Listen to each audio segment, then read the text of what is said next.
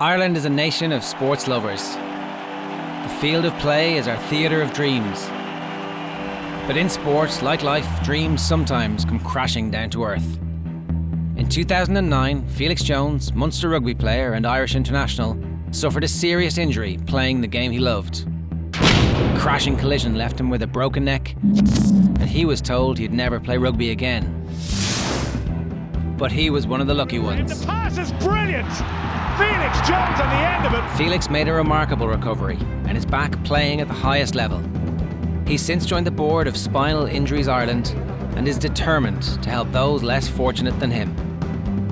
Now, he's teaming up with 3 other Irish rugby greats. Former international hooker Shane Byrne, 2-time British and Irish Lion David Wallace, and Ireland's World Cup vice-captain Jamie Heaslip. Together, they're taking on a challenge.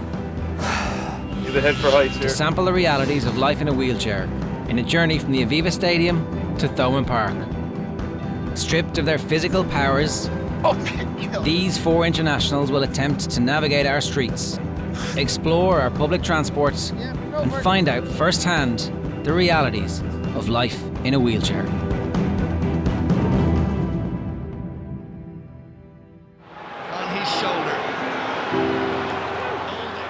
I was 18 at the time when I had the accident. I was about to do the leaving cert. I was out with some friends one night and my life changed in an instant. I fell from a hay bale and broke my neck, and I knew straight away something was wrong. I was lying on the ground and my body, it was like an electric shock through my whole body, and everything went dead.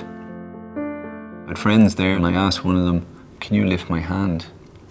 And he lifted my arm and I saw this hand in front of my face, and I didn't realise it was my own hand. And he let go and my arm dropped, and that was the point I knew something serious had happened.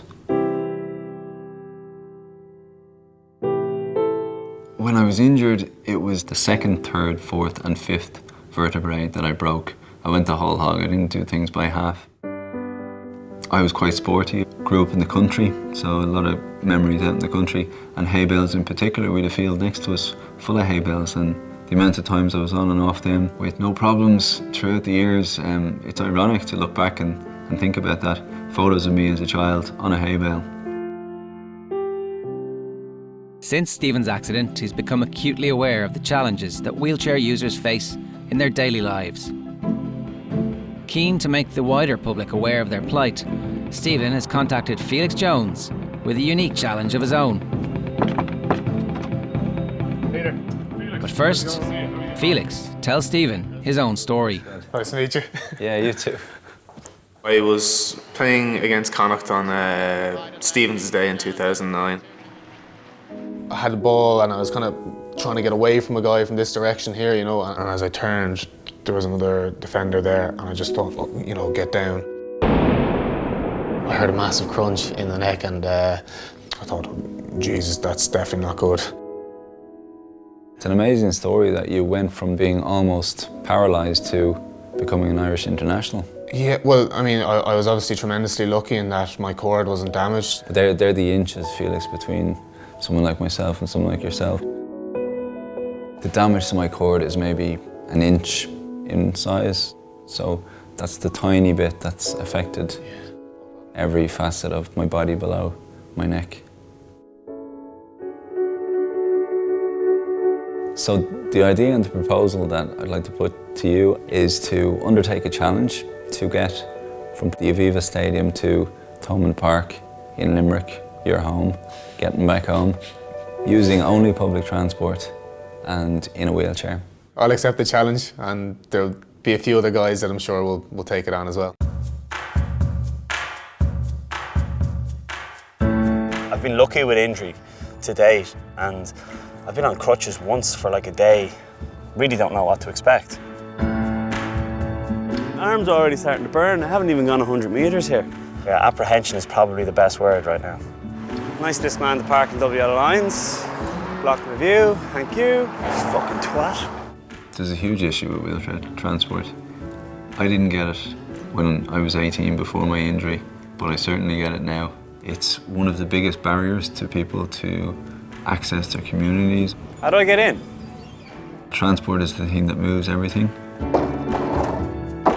And there's a severe lack of facilities for wheelchair users when it comes to transport. Hi, Jamie Heaslip. How you doing, bud? High five.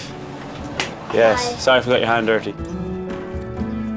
Thank you. Cheers, bud. The reason I'm doing this, it kind of goes back to during the Six Nations this year. We were playing France. We got a bit of a belt in the back.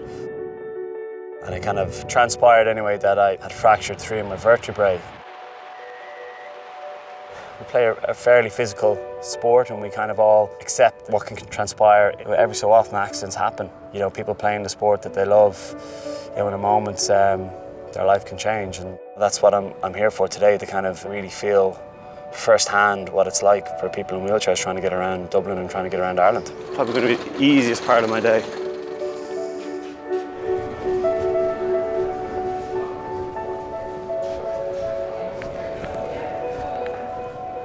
Sorry, I have to chuck a Yui.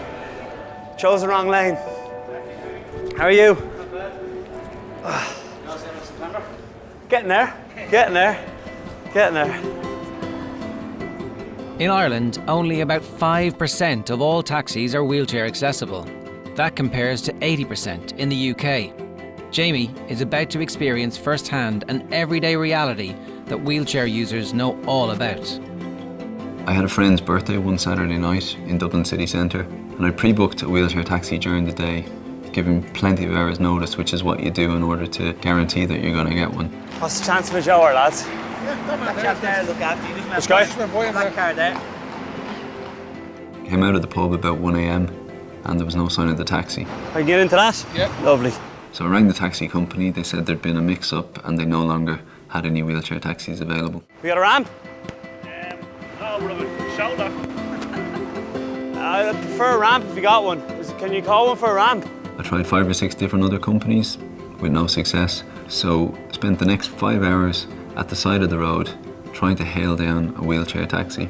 Is there any idea how long? They're like hen's teeth to try and get, so you're just going to have to bear with us a few minutes and see can we sort one out for you. It was the first time after my accident that I really felt isolated and different. Pulling up, I could see there was no van there, and a guy with an estate offered to lift me into it. I don't know logistically how that would have worked in terms of trying to yank me out of my chair, get me in, get me out. And that's just me in my current state. You know, what about someone who has a colostomy bag or is in a motorised wheelchair? You know, it wouldn't work. Fantastic. Nice of them to... You know when you see someone kind of in a motorised wheelchair and you see them on the main road or something and you're like, what are they doing on the main road? Like, I now realise why, because they've been forced off the path. No, I would have thought a massive tourist attraction like Temple Bar, that it would just be a little bit more thought out. And again, we face another fucking challenge. I have to go backwards. And it's by no means an easy task because you've got to blend ease of accessibility versus what parts of our charm do you want to keep. I'm sure, you know, if I'd been in a wheelchair for a while, I'd know my way around and know the ways I could get across town easier. But Temple Bar would be straight off your list nearly. Yeah, I have to go on the road again because of this building and someone sticking the bag there. Very well thought out. It's quite taxing. I'm not really that strong in general. I get a lot of abuse off the lads for having T-Rex arms.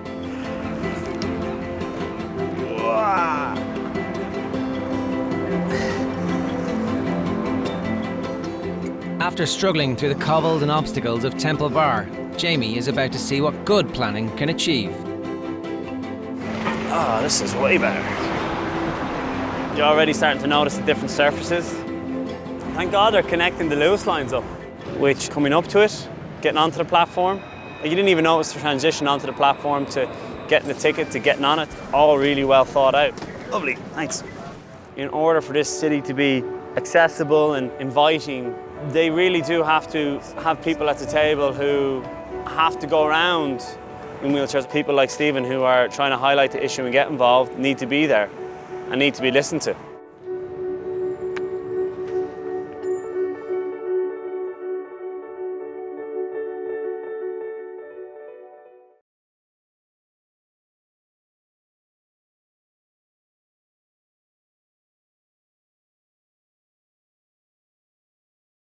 Stephen Kluski suffered a serious spinal injury when he was just 18, an injury that dramatically changed his life. Now, he's convinced a number of current and former Irish rugby players to accept a challenge to highlight the reality of using a wheelchair. They're using buses, trains and taxis, as well as pure muscle, to journey on a road less travelled, from the Aviva Stadium in Dublin to Thomond Park in Limerick. Taking us from Dublin to Portlaoise is a legendary Irish and Leinster hooker. And it's Shane Byrne. It's probably going to be difficult. It's probably not going to be easy. You're involved in the fundraising element and we all think it's a great cause and doing it, but then you go home where their life, it's forever. That's, for many of them, that's the way it is, and that's the reality all the time, and that's what we want to find out today. I think it would have been handier up the front rather than the back. So that I get to see it, and by me seeing it, you see it. Wheelchair users have to book their journey 24 hours in advance, so the rail service can assist them getting on and off the train. It's a restriction with real drawbacks. What happens if I arrived earlier, bumped into a pal, he's getting the train before me? Can I go up and just go, listen, I just want to jump on? Wonder, is that the case? Wonder, can you do that? Can there be a bit of spontaneity, a bit of change in your plans and just going for it?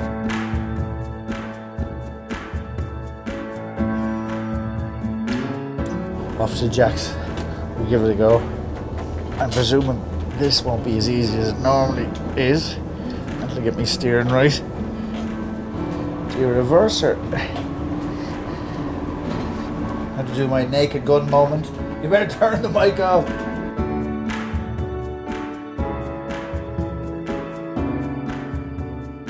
Are you going on anywhere else from here? We're gonna go try get a cab. You'll have to go in the lift, Yeah? over the bridge, then down through the car park that way. There's a ramp out there, Okay. and then swing a left to the town pretty much. Okay, so go across, down and back across there. Cheers, buddy.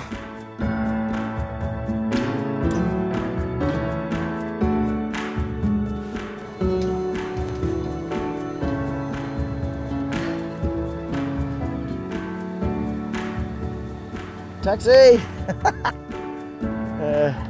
He said down to the left, didn't he? What mile an hour is this thing rated up until? Taxi! It's a bit narrow. We're going down there. Oh. No, I should have stayed on the footpath. Hard going. You have to watch out for even the smaller things. Like dog shit, because you have your hands beside the tyres all the time. Just like to point out, we've just taken a kilometre or so around in a circle. That's where I just was, just up there, which is the lift shaft that I took, because there's no way of getting down this side to where the taxis are, because there's only steps down. I think that's a bit of a pain in the ass, isn't it? Any wheelchair friendly cabs around, is there? Roscoe, are you free at the moment? 10 minutes. 10 minutes. Yeah. 5 or 10 minutes, not too bad for a taxi. It took me nearly the same length of time to get around the circle to get to the point of where you can get the taxi.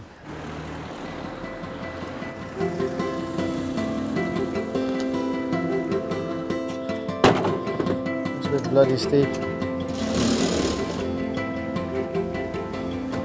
Never seen that before. He has to readjust the whole interior of the taxi to do it. Got your head? Yep.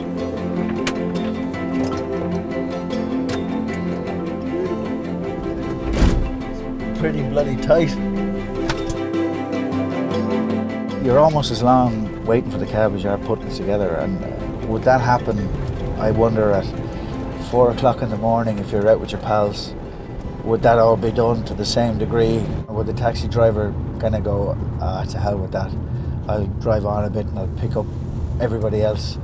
Ireland looking to reach those heights. Just a couple of metres short. Stringer for Wallace, one of the great ball carriers. He's there.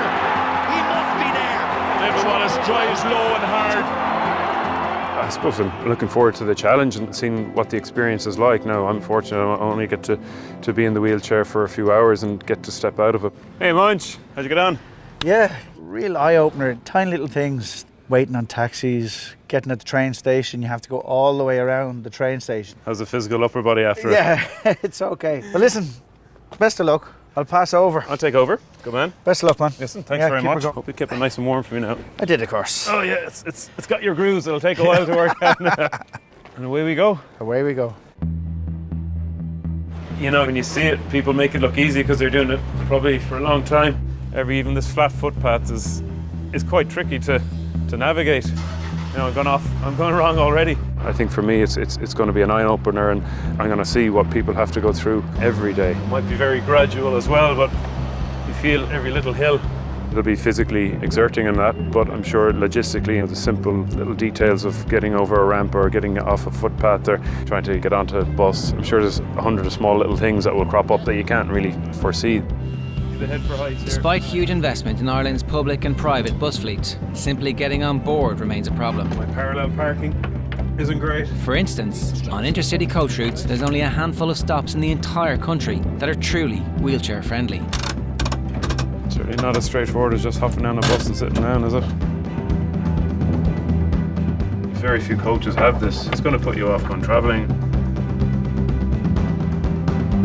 We were coming down a windy kind of country road there. You know, if you lived in one of those houses, you've 10 metres to your gate, but where do you go from there? You know, you have to rely on other people. It's probably very fleeting how often the general public are asked to do something for somebody in a wheelchair. But for that person in the wheelchair, it's constant daily routine of relying on somebody to make that little gesture. It's one instance in your life, but it's their daily life, minute after minute, probably hour after hour. Brilliant, Nick. Thanks very much. Are you sure back there, Dave? Yep.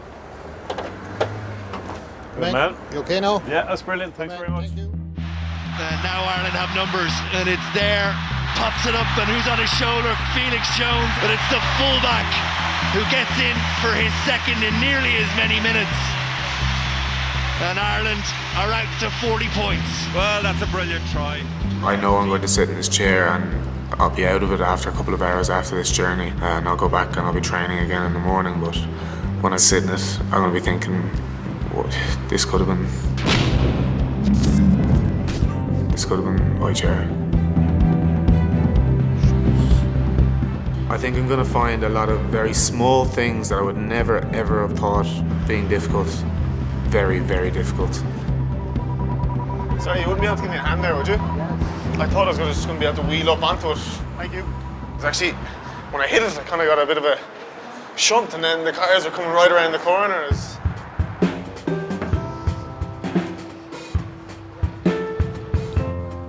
So, Rugby's wheelchair challenge nears journey's end. This is probably a route that most people take going to a game at Thomond Park. Nothing could be more straightforward. But a route that Felix has always taken for granted on foot can prove to be a long way around on a wheelchair.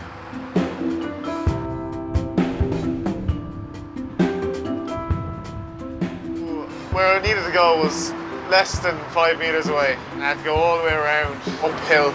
Just frustrating, to be honest. Not just be able to just go up, I'll go up these steps now and I'll be on my way. It's not that simple.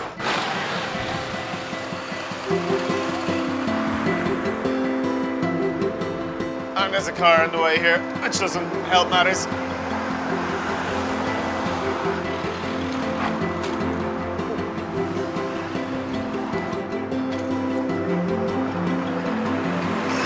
It's an old town, so I don't know how old these pavements are, or what the thought processes were when they're building.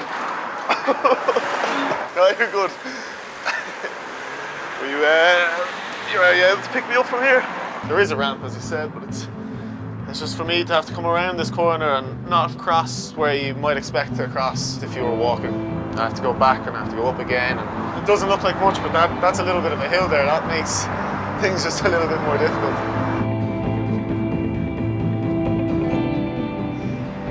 I want to ram it, is what I want to do. I want to ram it.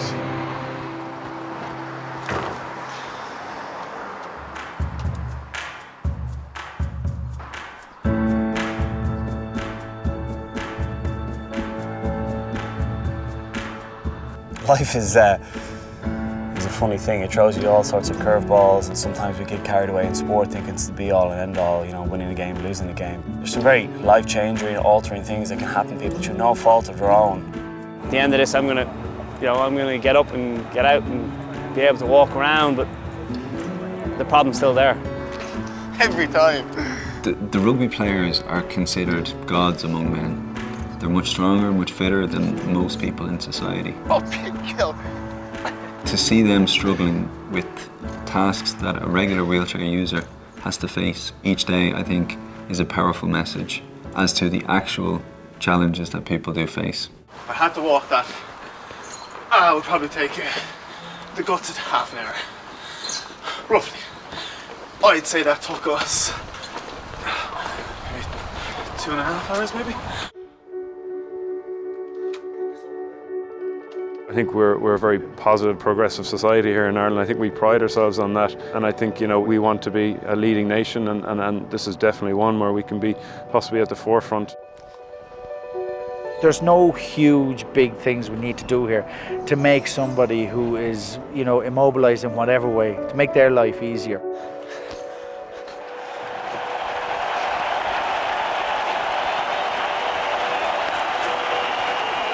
Hey, Stephen. Hey, Felix. How are you? Good, good, good. Well, what'd you think of that? Oh, it's tough, man. Yeah. I'm out of breath for going up the hill. Nice place to finish, though. Yeah. I love Limerick and I love the cities of Ireland because they have that old character about them, but certainly in terms of moving forward and planning in the future, getting from A to B for people is a massive priority. Is there anything maybe the planners or the politicians could learn from what you've experienced? I think everyone could learn from this. I mean, just the general public, and we had a few issues with cars parked on curbs, and they become major obstacles. Like Stephen, everyone jumped off hay bales when they were younger. A spinal injury could happen to anyone. Yeah. I don't think it's down to any one individual to fix this. I think it's bigger than that. I think it's greater than that. Reality is there's people doing this every single day, and they're pushing themselves to get out there to live a normal life. They're trying to live a normal life, but there's so many things that are making things difficult for them. It could be so much easier. It could be so much easier.